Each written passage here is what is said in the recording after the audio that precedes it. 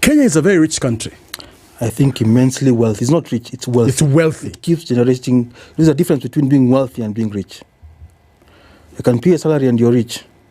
But you can keep investing that money and it keeps generating. If it keeps generating more and more money, then you become wealthy. So what's our problem, bro? Our problem is how we spend it. We do not reinvest back in the country. It's like we stopped. How do you explain, Jimmy, that money is being stashed out of the country and being held there, and you're still having loans you have to repay? How come we have loans we cannot account for? 1.3 trillion shillings. Yes. Where did this money go? Why are we not being told? I like what Auditor General is doing. He's bringing it all out. Yes. Even the former guy was pretty good at it. But I'd like them to go a bit deeper and say, look, Jimmy, as I was telling you, the Constitution is meant to rein in government. Yes. We are the people telling, now this is how far you can come. It's up for them to tell us how far we go. That's how we can come up and say, look, in as much as you've given your parliament, we still withhold the power to tell you we don't want to do this. We the people. We the people. That's right. That's what people are using right now. Right, yes. Now, the idea is, Jimmy, when we have a lot of money, is very clear on the Constitution that you should only borrow for development. It's very clear. You should not borrow money to paying salaries, recurrent salaries, yes, buying fuel in cars. Yes. No. But if we are already paying up to 9 shillings out of every 10 or 8 shillings out of on loan, it means you've already broken the Constitution. Government is operating beyond the Constitution. And that is what everyone, when they swear, when they're being sworn in, yes, they swear to uphold the Constitution of Kenya. The Constitution of Kenya and the public finance sector tells you can only borrow so much and you can only use it for development. So if money came into the country, it can only be for development. Number two, there's a procedure to follow it. There is the negotiation. Yes. There is the signing, which is normally done by the president. Yes. Then there is the parliament coming to Public Accounts Committee. Yeah, they also have to approve it as parliament. Yes. Right? Okay. Yes, it's joined, and then there are accounts as per the Constitution. This money should go to. You don't just go and get money and go and pay someone out there. I know there was an attempt on the previous parliament to create a law that money doesn't come to the consolidated fund, but it's in the Constitution. We told you, government, follow the Constitution. Yeah, the money should all come to the Constitution, to the consolidated account. Yes. Then it's taken to development from there. Why? Because from there we can track it. Remember, money doesn't come in gunny bags. Yes. It comes by wire transfer. Yes. Right? So we can tell this money went into this account, which then went into this account. We have the systems. We can. I'm sure our DCI guys can do that very quickly. Yeah, they can tell that so and so was paid. It might be a company, but we know who's the beneficial shareholder. Otherwise, you're dealing with ghosts, right? And you cannot deal with the money of the people with ghosts. You need to have a face. Let me take you back. You said there's money stashed. Yes, there was from here. Yes, how much is it? A lot of money stashed outside the country. A lot of money is stashed out of the country. And I think at some estimates it was coming to about 18 trillion. Gee. Our debt is only 11. Yes. Jimmy, remember when we spoke about the 93%? 93.5%. Yes. We end up, there's a lot of, what do you call it? There's a lot of government spending lines, right? And there are many you don't know exist. What do you mean? And you're saying, since we're in information era, we want to know what we are paying for. These backroom deals should now be a thing of the past. That happened during Moi's time, during Kenyatta's time, yes, during Huru's time. But now that you're digitizing the country, right? For example, Jimmy, can I shock you? Someone was telling me that almost 30% of government payroll is ghost workers. Still? Oh, yes. 30%? Jimmy, you ask someone who's resigned from government today when the salary stops coming in. If you leave SpiceFM today, by 4 p.m., you're escorted out and your name is off payroll. Oh, yes. Government takes ages to respond. So I've had guys who have resigned, who've been let go of, but they're still paid for another 6 months, 10 months. There are people who died in service. And their salary still comes. So, or sometimes you might find, you see, When Kibaki was in power, you had this thing called centralized payroll. Yes. And I think that was broken down when now every ministry started doing their own payroll, because now everyone had their pay bill numbers, everyone had their collection numbers. Now you've reverted back to 22222, which I think is a good thing, because now all money is collected together. Right. Then I believe even payroll should come from government. That. So that you can vet and realize, look, in this area we have too many people.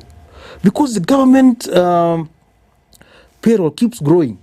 Instead of our biggest problems, it keeps growing year on year. Yes, we are devolving. So we are growing national government payroll, and the county government is also growing.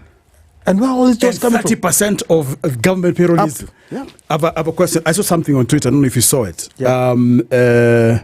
About our airport being leased. I don't know that that's. And, one of the things is and I'm waiting for Murkomen to respond to that. My question is this, though. Yeah. There has been talk of privatization. Yes. PPP they call it. Yes. Mm-hmm. Looking at facilities. Correct.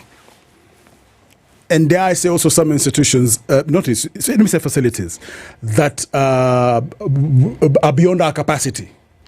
We are made to feel. Yes. We are meant to feel as though we are beyond capacity. And I remember he was in this station talking about and defending that and saying, look, and give examples of other countries that do that. Lease airports. They lease, okay, do you know about airports? I know about ports and so on. To, what do you call it? Improve their capacity, improve their delivery and so on and so forth. The same Kenyans will be working there. We can work there ourselves. We have So there are no pros and cons, Abu. Okay, let's talk about that, because that's the one about. Let's talk about. Apparently, was about to finalize leasing of the airport for. I've seen that on social media. I don't know how to that. That's scary. There are some letters there, no? Yeah. But my logic is this: the airport in any country is not just a field where planes land and take off. It's a security facility. It's a security facility.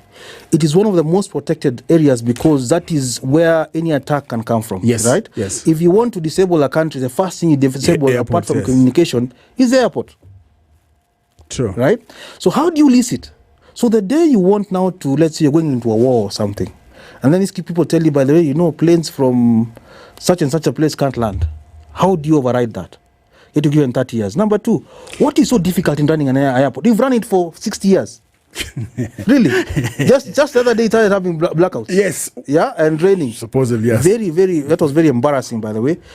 I don't know whether it's us who have the pride of this country and the Gen Z who have the pride in this country. That guy should have gone that day. Because there were blackouts and they changed some chief technical officers. What. Yes. Then the blackouts happened again. And you have backup generators on backup generators. Okay, so let me ask you redundancies. Let me ask you a somewhat, call it ignorant question. I'm asking because I remember that's one of the things he was defending. There's an article in this sort of contract that he was talking about, because he talked about facilities. The port was one of them, and so on. Landlord clause. That as a landlord, I allow you to do business in my facility, but I still retain the power, i.e. hawezi sema ndege zenyu haziwezi land hapa, mimi ndio landlord. Boss, hawezi sema utabaki gari yako hapa hata kama unaniwe wewe Jimmy, but kama siwezi run brother, bro, kama what have we not learned? We've managed these things for 60 years. And not just JKIA, we have in Kisumu, in Isiolo, and growing. What is so complex about running an airport that the intellectual capacity in this country is unable to? There are countries whose literacy levels are way below, right? Not Kenya. True. We're exporting people to go and run airports and logistics, even up to Dubai. Yes. Right? Why are we unable to run ours? I'd say that is very suspect to me, and reeks about a lot of... when I read that article, yes, let's start remembering the blackouts. I thought we were being... Then I realized maybe we were being set up to show how we are so unable to run even at an emergency generator. Yes. Because at one point we were told the generator didn't have diesel. Yes. How? The only place I've had that is in a club. How? And those chora clubs. But you see, how do you not have... Hidden pipe. You have, by the way, the airport has fueling points.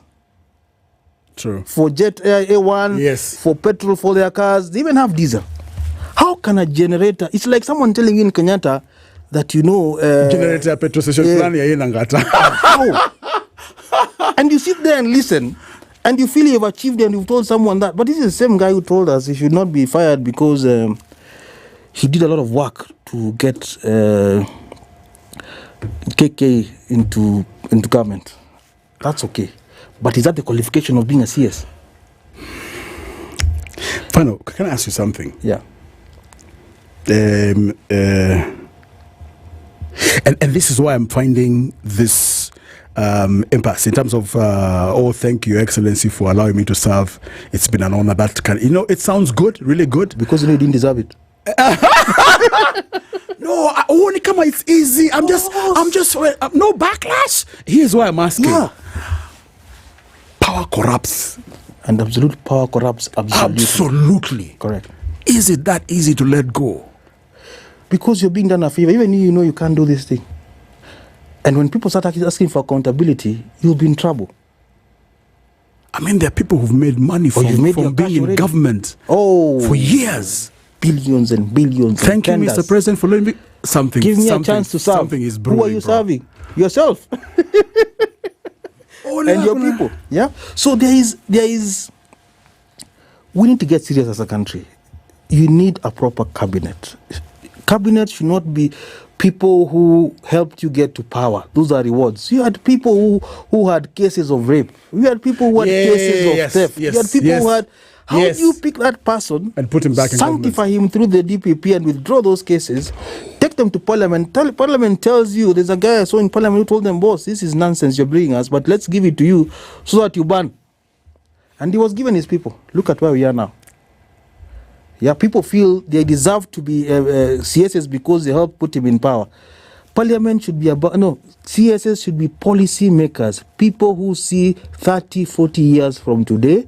Like Kibaki's time, 2000, he talked about 2030. Yes. And tell you what, Jimmy, we are benefiting from Kibaki today because these kids on the streets are the ones who got free primary education. That is our savior today. This man saw 24 years ahead.